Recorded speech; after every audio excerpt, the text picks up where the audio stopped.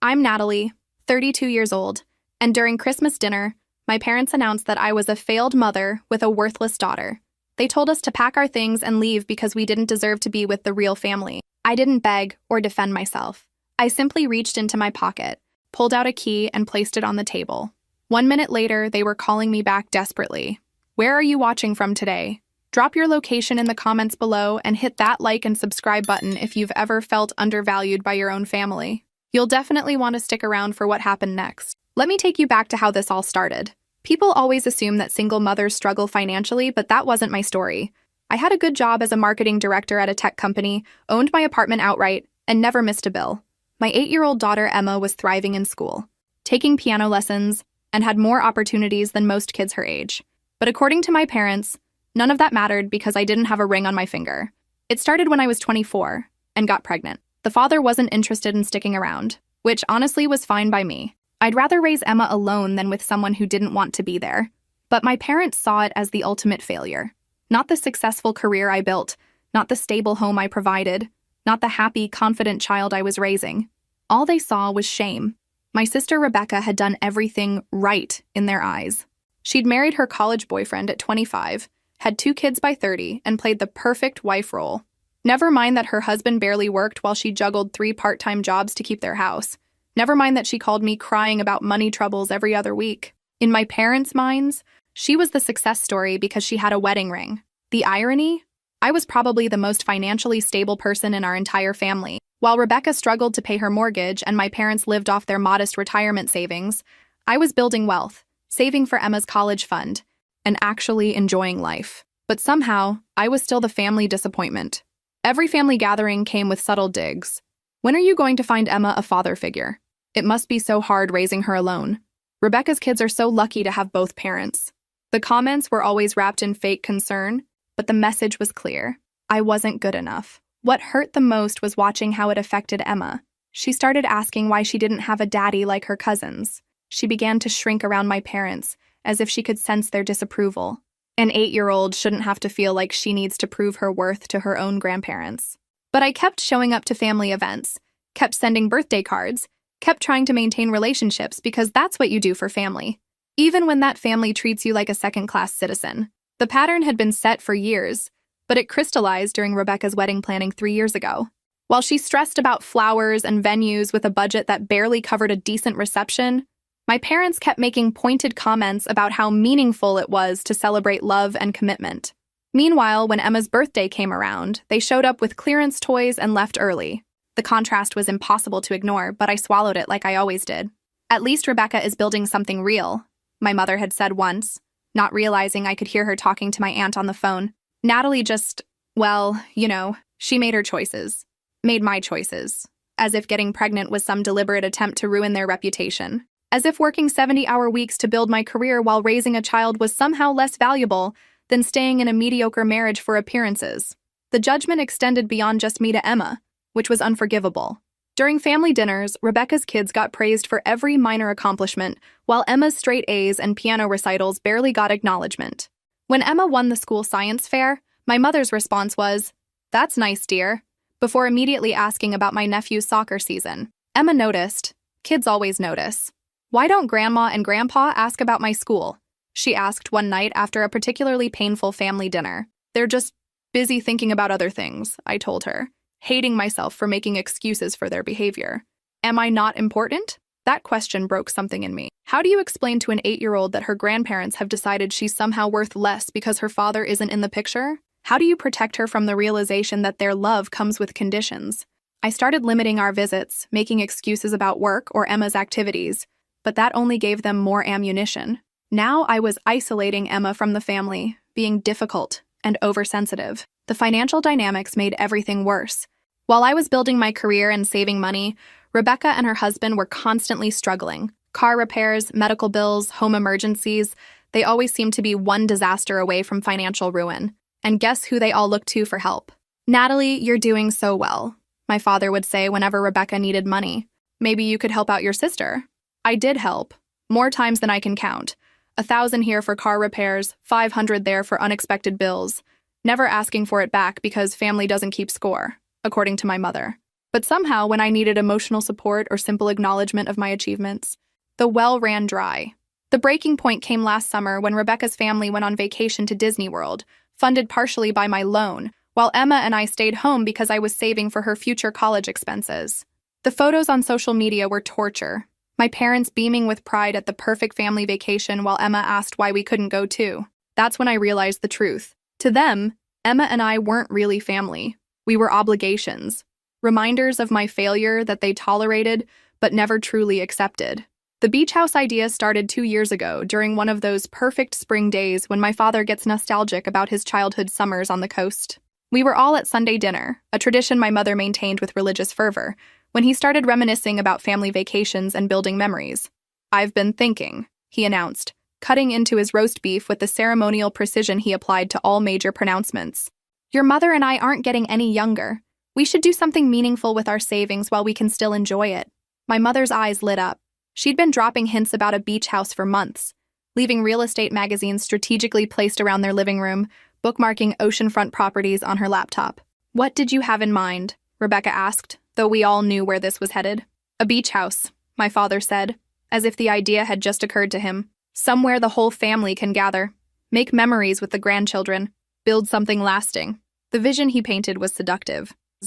Lazy summer afternoons, holiday gatherings with ocean views, Emma and Rebecca's kids building sandcastles while the adults relaxed on the deck, a place where the family could come together, where every vacation would strengthen our bonds. "It sounds wonderful," I said, genuinely excited. "Where were you thinking?" They'd already done their research. Of course. A 3-bedroom cottage just 2 hours from the city, close enough for weekend trips, but far enough to feel like an escape. The price was substantial, but manageable if they pooled their retirement savings. Then came the pitch. "The thing is," my mother said carefully, "we'd love to make this bigger than just our little cottage, something the whole family could really use and enjoy." "What do you mean?" Rebecca asked. "Well," my father continued, "if we all went in on it together, we could afford something really special. A bigger house, better location, maybe even waterfront." The idea gained momentum quickly. Instead of a modest cottage, we could get a 5-bedroom house with direct beach access. Rebecca and I would each contribute to the down payment and monthly expenses, and in return, we'd all have equal access to family paradise.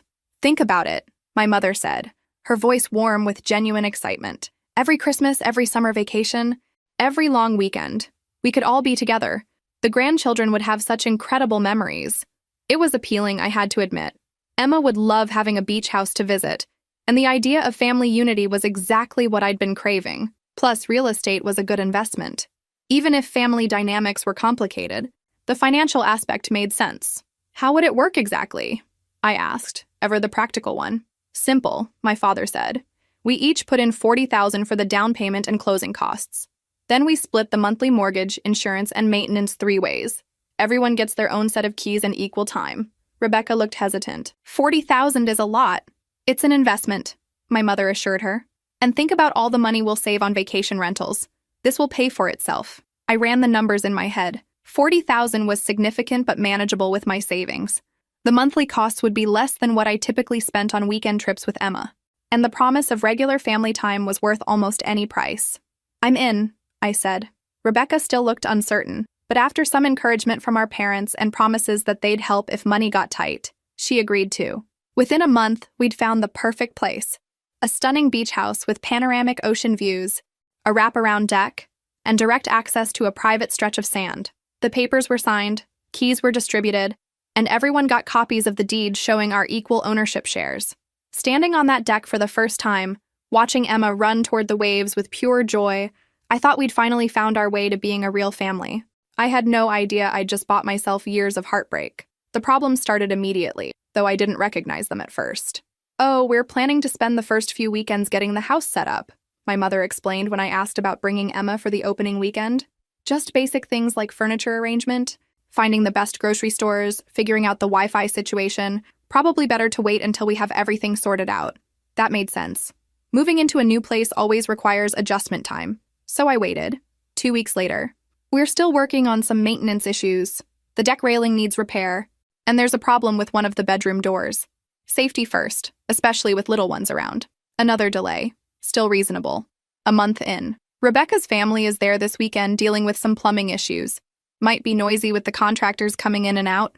I started to notice a pattern. Every time I suggested bringing Emma for a visit, there was always a reason why that particular weekend wouldn't work.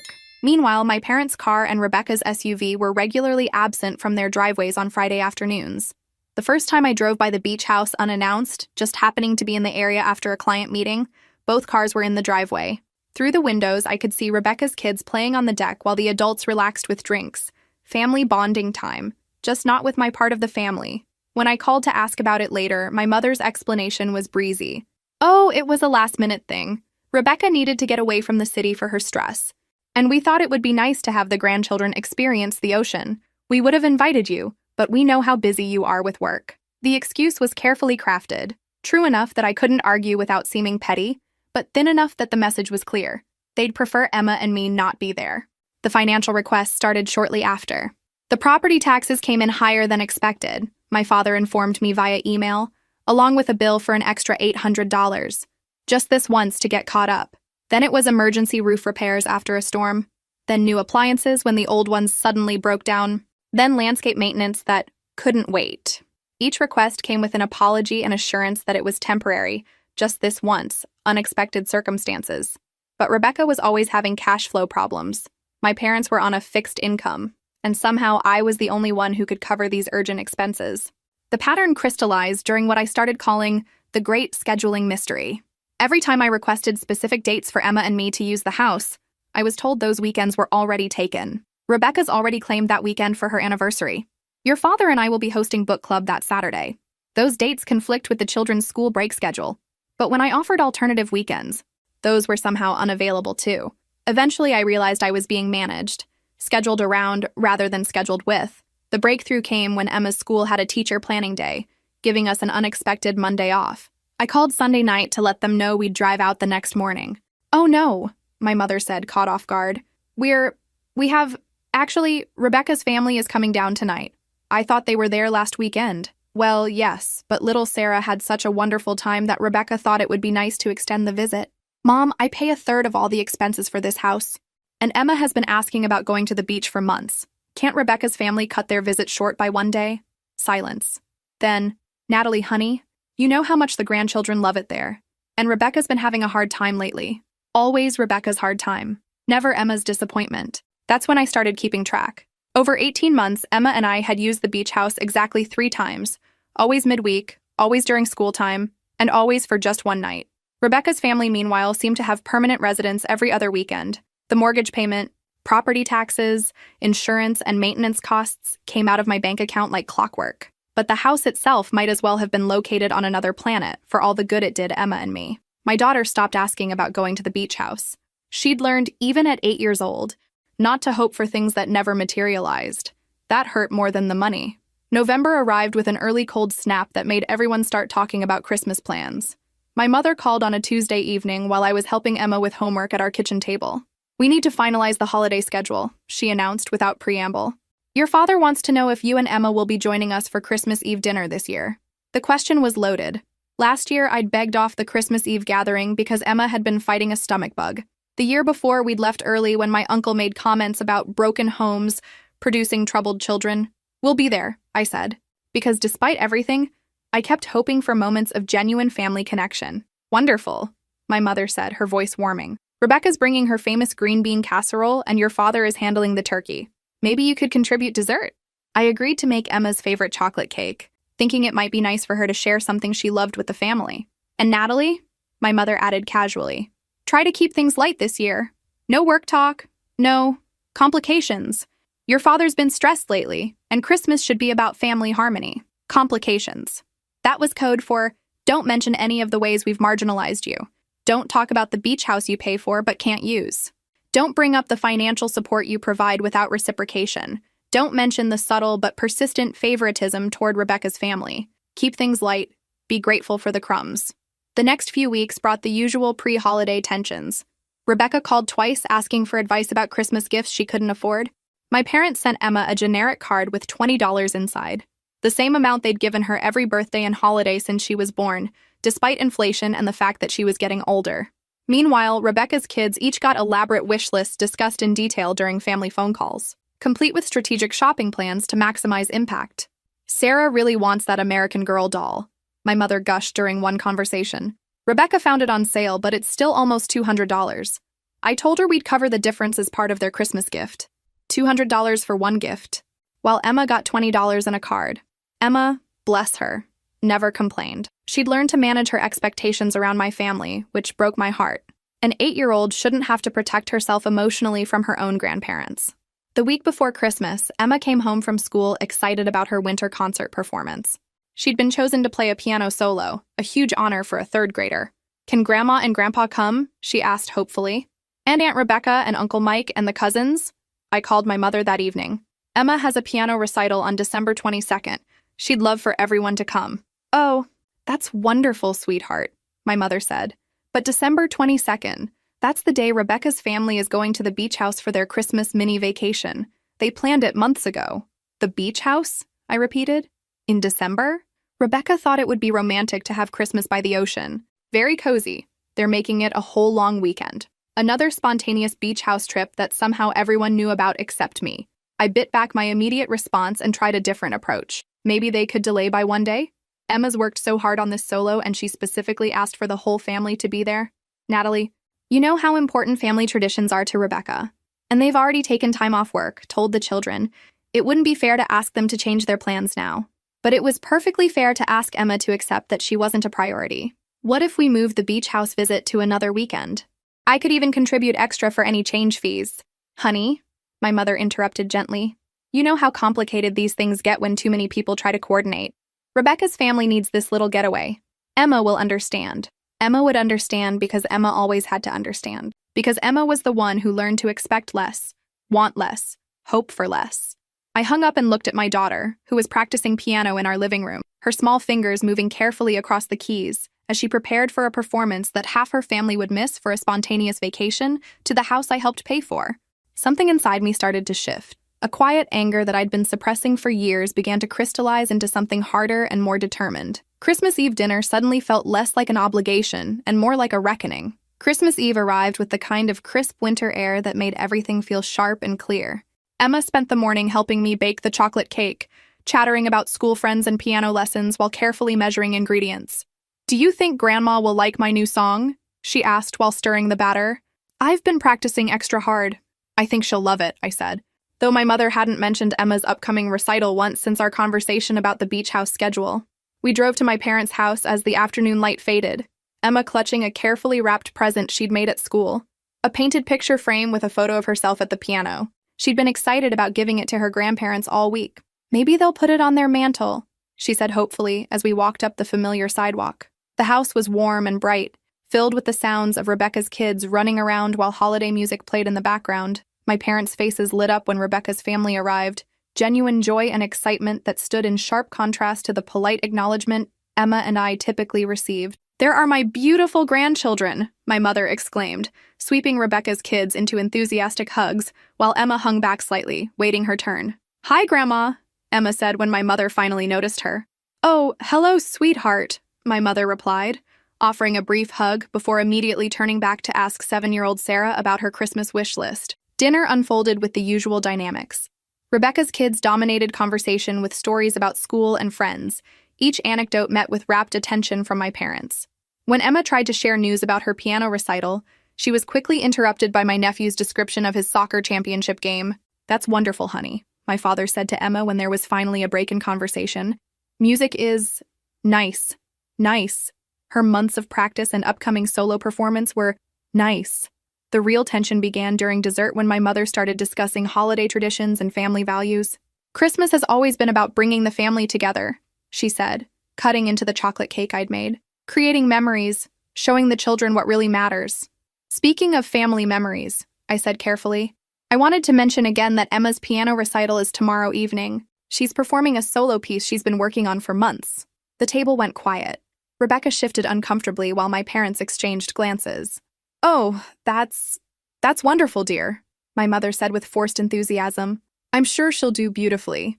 Would you like to come?" Emma asked directly, her 8-year-old voice cutting through the adult awkwardness with typical childhood honesty. Another pause. My father cleared his throat. "Well, sweetheart, Aunt Rebecca's family is taking a special Christmas trip tomorrow and we promised to help them get ready. We're going to the beach house, Sarah announced excitedly. Mommy says we can build sandcastles even in winter. Emma's face fell slightly, but she recovered quickly. That sounds fun, she said politely. Maybe next time, my mother added weakly. There won't be a next time, I said quietly. This was Emma's first solo performance. The statement hung in the air like a challenge. Rebecca looked down at her plate while my parents struggled to find a response that wouldn't sound as dismissive as their actions. Natalie, my father said, his voice carrying the warning tone I remembered from childhood. Let's not make this difficult. I'm not making anything difficult. I'm just pointing out that my 8-year-old daughter has been preparing for months for something she's proud of, and her family is choosing a last-minute beach trip instead. It's not last minute, Rebecca protested. We've been planning this for weeks. Funny how I never heard about it until after Emma's recital was already scheduled. The facade of holiday cheer was cracking, revealing the underlying tensions we'd all been pretending didn't exist. My parents looked uncomfortable. Rebecca was defensive, and Emma was starting to realize this wasn't a typical family disagreement. Maybe we should talk about something else, my mother suggested brightly. But I was done talking about something else. Done pretending everything was fine. Done protecting everyone else's feelings at the expense of my daughter's dignity. Actually, I said, setting down my fork, I think we should talk about exactly this. The temperature in the room seemed to drop several degrees. Everyone could sense we'd crossed some invisible line from polite family dinner into something much more dangerous. My father's jaw tightened. Rebecca reached for her wine glass. Emma looked between the adults with the alert wariness of a child who'd learned to read tension. And for the first time in years, I felt completely, absolutely ready for whatever was about to happen. Actually, I said, setting down my fork, I think we should talk about exactly this. The silence stretched like a taut wire. My mother's fork clinked against her plate as she set it down with unnecessary precision. Rebecca suddenly became fascinated with her wine glass, swirling the contents like she was conducting a very important scientific experiment. Natalie, my father said, his voice carrying that familiar warning tone. This isn't the time or place. When is the time and place? I asked calmly.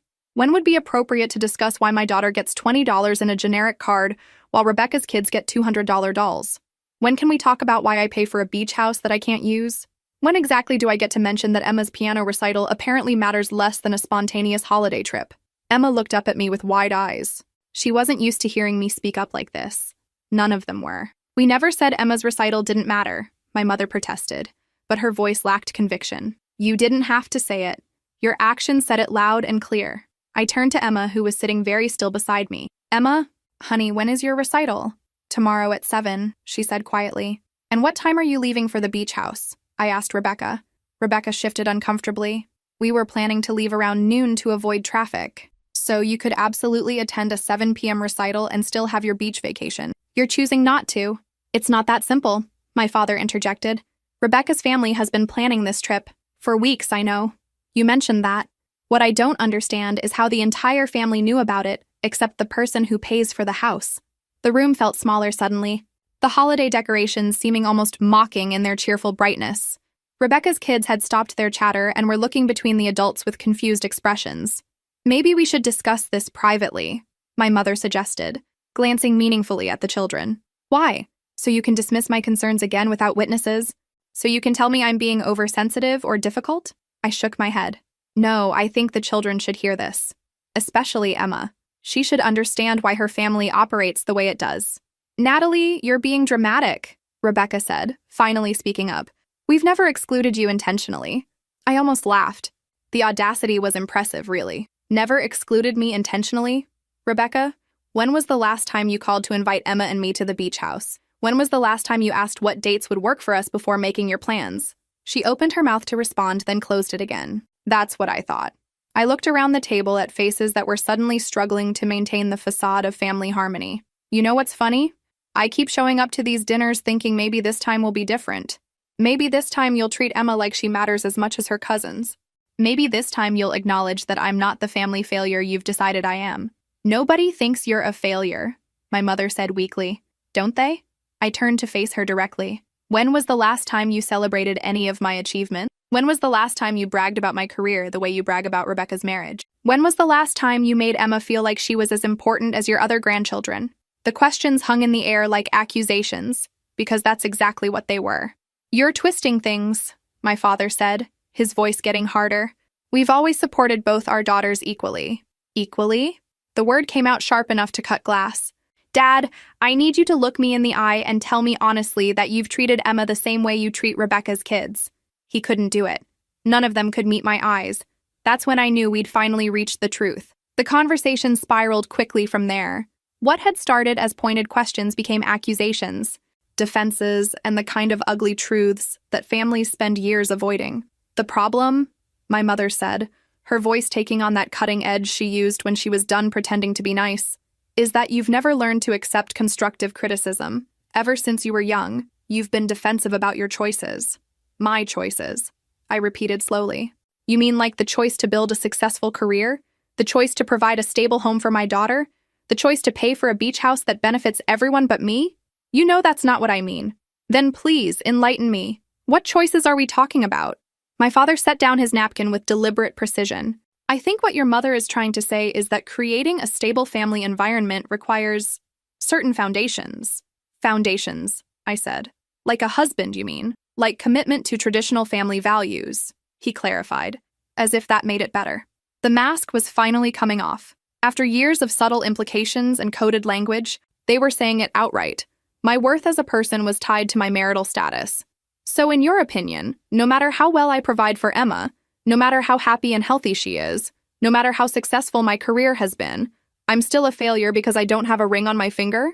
That's not what we're saying, Rebecca interjected, though her voice suggested she wasn't entirely sure what they were saying. Then what are you saying? I challenged. Because from where I'm sitting, it sounds like you're saying that Emma is somehow less valuable as a grandchild because her father isn't in the picture. It sounds like you're saying my 8-year-old daughter deserves less love, less attention, and fewer opportunities because I had the audacity to raise her as a single mother.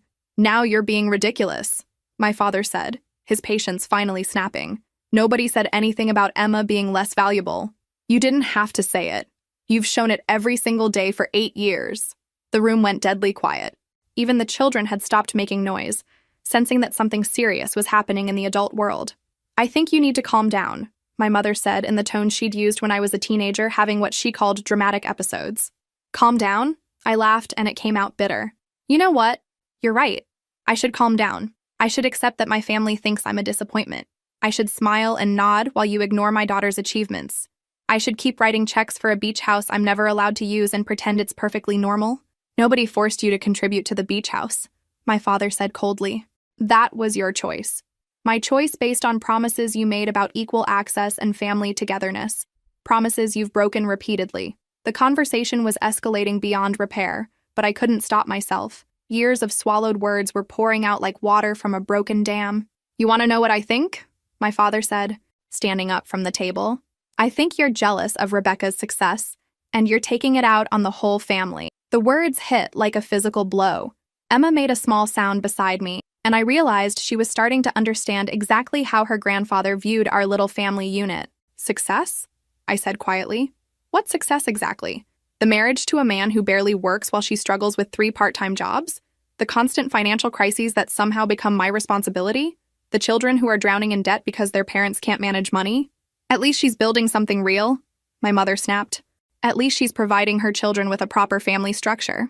And there it was. The truth they'd been dancing around for 8 years. A proper family structure, I repeated. Is that what you call it when a husband contributes nothing while his wife works herself into the ground? Is that proper? Or is it only proper because there's a man in the picture, regardless of how useless he is? That's enough, my father said, his voice rising. But I was just getting started. 8 years of being treated like a second-class citizen in my own family had built up a reservoir of anger that was finally overflowing. No, it's not enough. It's not nearly enough. That's when my father completely lost his composure. You are a failed mother, he said, his voice loud enough to carry throughout the house. And that child is going to be just as much of a disappointment as you are. The words landed like bombs in the sudden silence. Emma's sharp intake of breath cut through my shock. Rebecca's kids stared in wide-eyed confusion. My mother covered her mouth with her hand, but not in horror, in embarrassment at his bluntness, not his sentiment. She's 8 years old, I whispered, but my voice had no power behind it.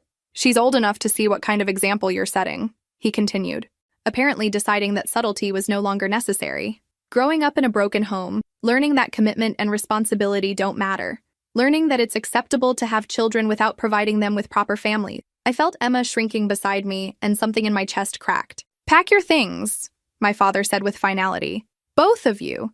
You clearly don't want to be part of this family, so stop pretending. Get out of our house and stay out until you learn how to show some respect and gratitude for everything we've done for you. The cruelty was breathtaking in its completeness. Not only were they rejecting me, they were rejecting an innocent 8-year-old child whose only crime was being born to an unmarried mother. Pack your things and leave, he said with ice-cold finality. You two don't deserve to be with the real family. Emma started to cry. Quiet, heartbroken tears that made my vision blur with rage. But I didn't argue. I didn't beg. I didn't try to negotiate or explain or defend. Instead, I reached into my pocket. My hand was steady as I pulled out the key, completely steady, which surprised me given the earthquake happening inside my chest. The key was small and brass, attached to a simple keychain with a tiny anchor charm that I'd thought was cute when we first got the beach house. I set it on the table with a soft click, right in the center where everyone could see it. The dining room went dead silent except for Emma's quiet sniffling and the tick of my mother's grandmother clock in the hallway. Everyone stared at the key like it was some kind of exotic object they'd never seen before. What?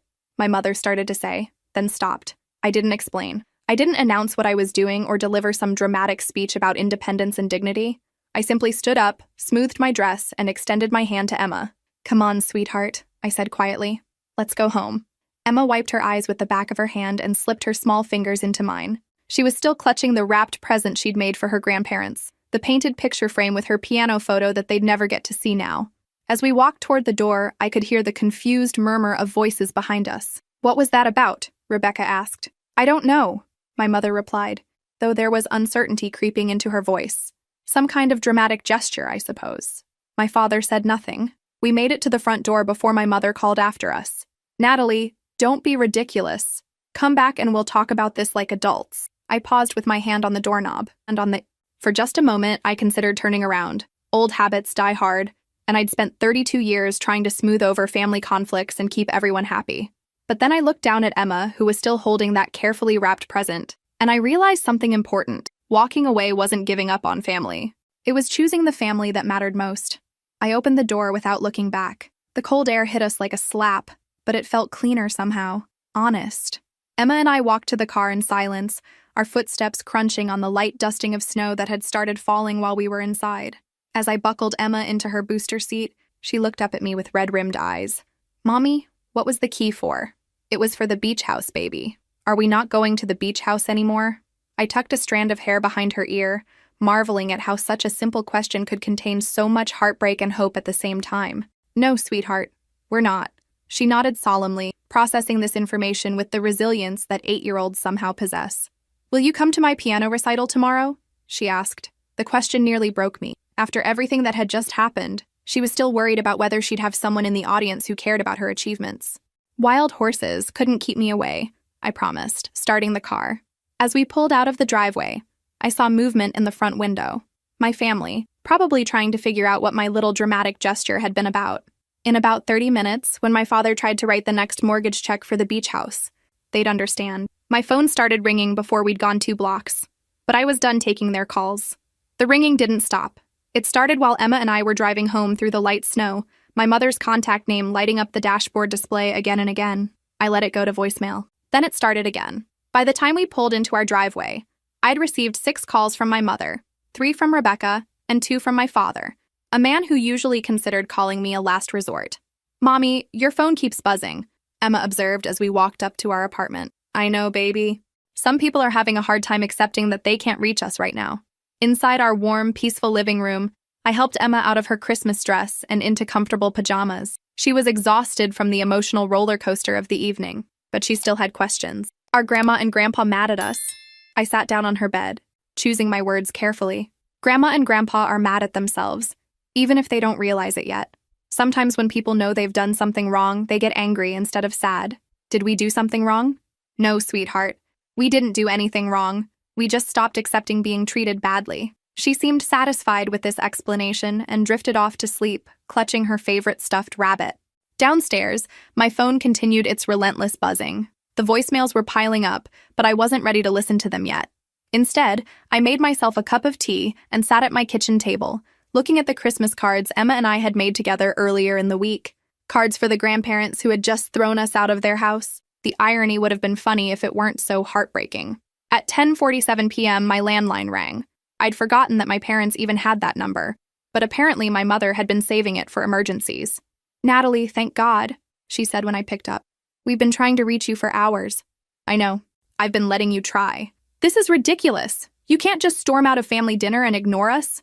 What was that business with the key?" I could hear voices in the background, Rebecca and my father having what sounded like an increasingly panicked conversation. "The key was for the beach house," I said simply. "I don't understand. What about the beach house?" The realization dawned slowly. I could actually hear the moment when it clicked. "Natalie," my mother's voice changed, becoming more careful. "You're not suggesting... You can't be thinking of... I'm not thinking of anything. I've already done it. I canceled the automatic payment authorization about an hour ago." Silence on the other end, then muffled conversation as my mother apparently relayed this information to the others.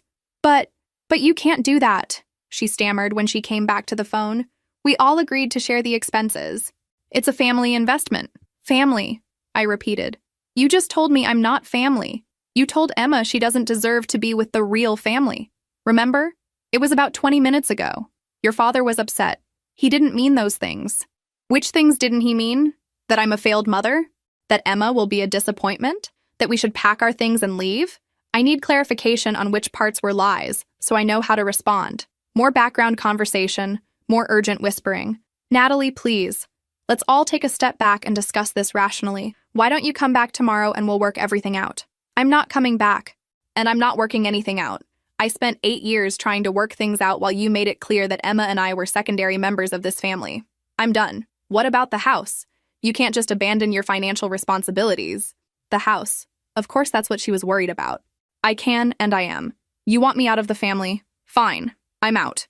But I'm not going to keep paying for privileges I'm not allowed to enjoy. But the mortgage payment is due next week. Then I suggest you figure out how to cover it. The three of you managed to coordinate beach house schedules without me for 2 years. I'm sure you can coordinate payments too." I hung up before she could respond. The phone rang again immediately, but I unplugged it from the wall. My cell phone continued buzzing for another hour before finally going quiet.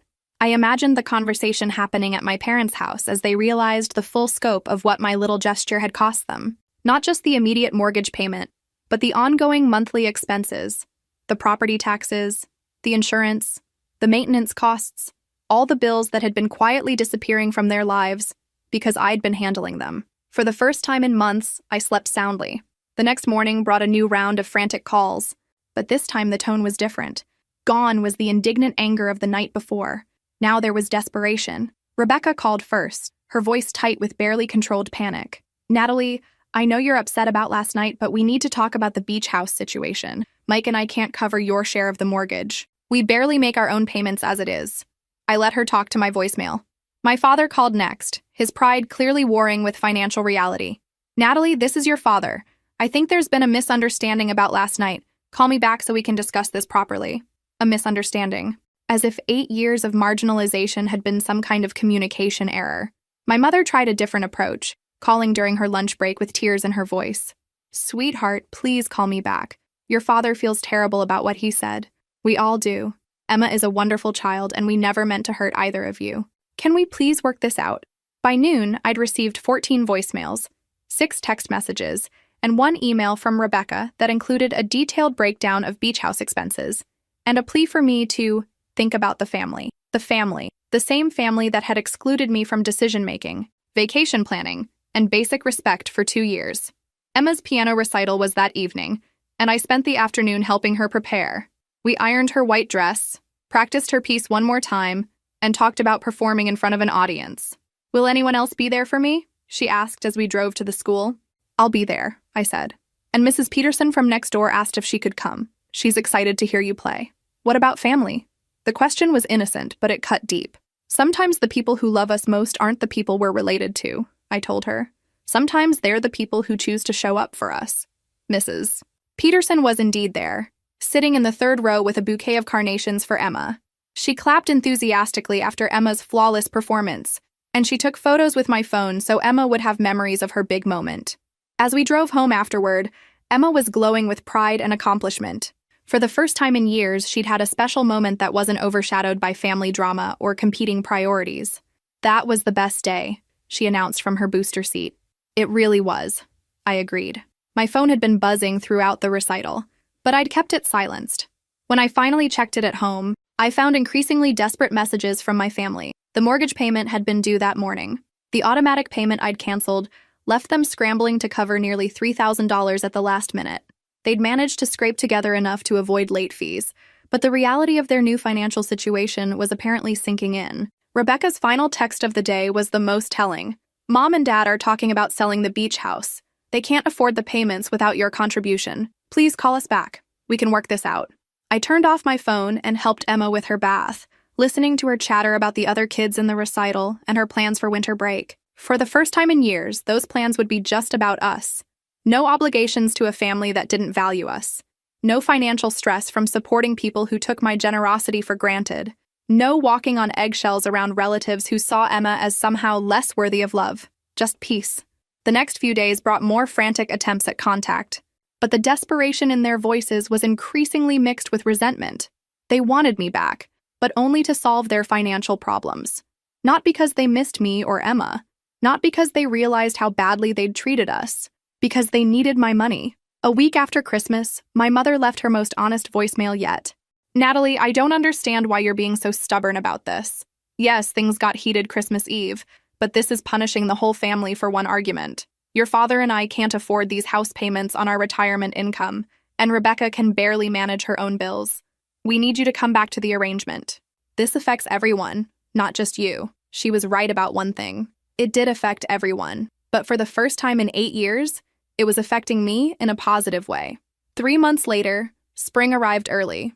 Emma and I spent our Saturday morning planting flowers in the small garden behind our apartment complex, something we'd never had time for when we were constantly managing family obligations and beach house visits that never materialized. "Mommy, look!" Emma called out, pointing to a tiny green shoot pushing through the soil.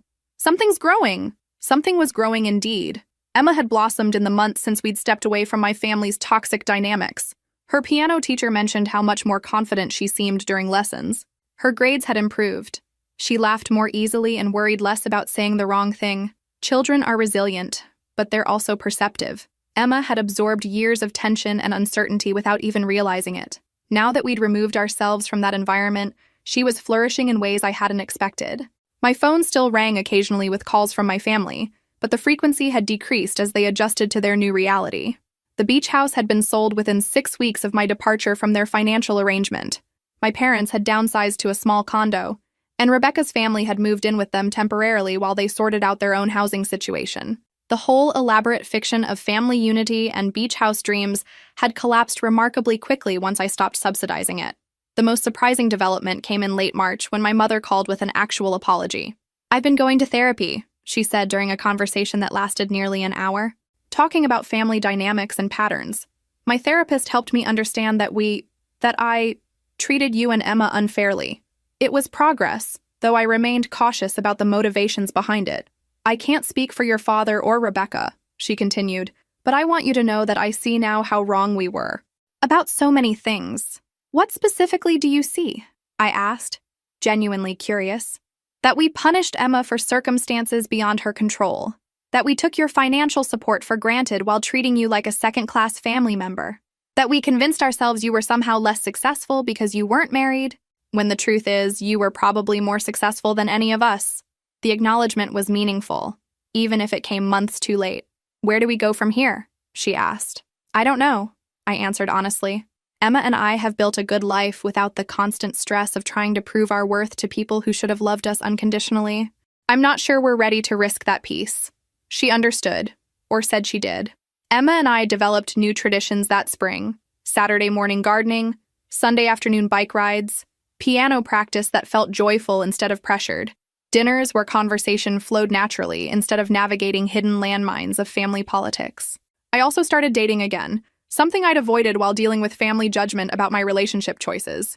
Emma met David, a kind, stable man who treated her with the same respect he showed me. He attended her spring concert, helped with homework, and never once made her feel like she needed to earn his attention. "Is David going to be my new dad?" Emma asked one evening after he'd left from dinner.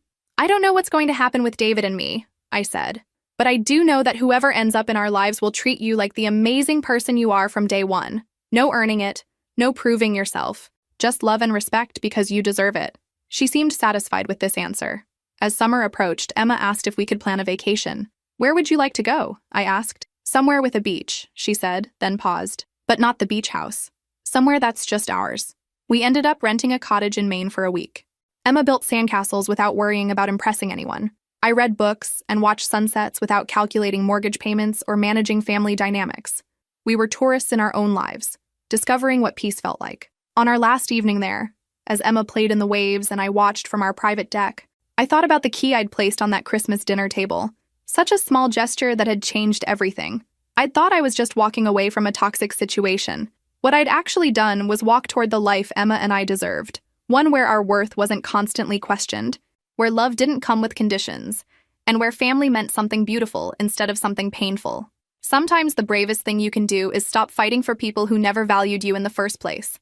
Sometimes walking away is the only way to find your way home. Emma ran up from the water, sandy and glowing with joy. "This is the best vacation ever," she announced, throwing her arms around me. "It really is," I agreed, meaning every word. We were finally free, and that freedom felt exactly like coming home. If this story resonated with you, make sure to like and subscribe for more stories about finding strength in difficult family situations. What would you choose? The comfort of what's familiar or the promise of what could be?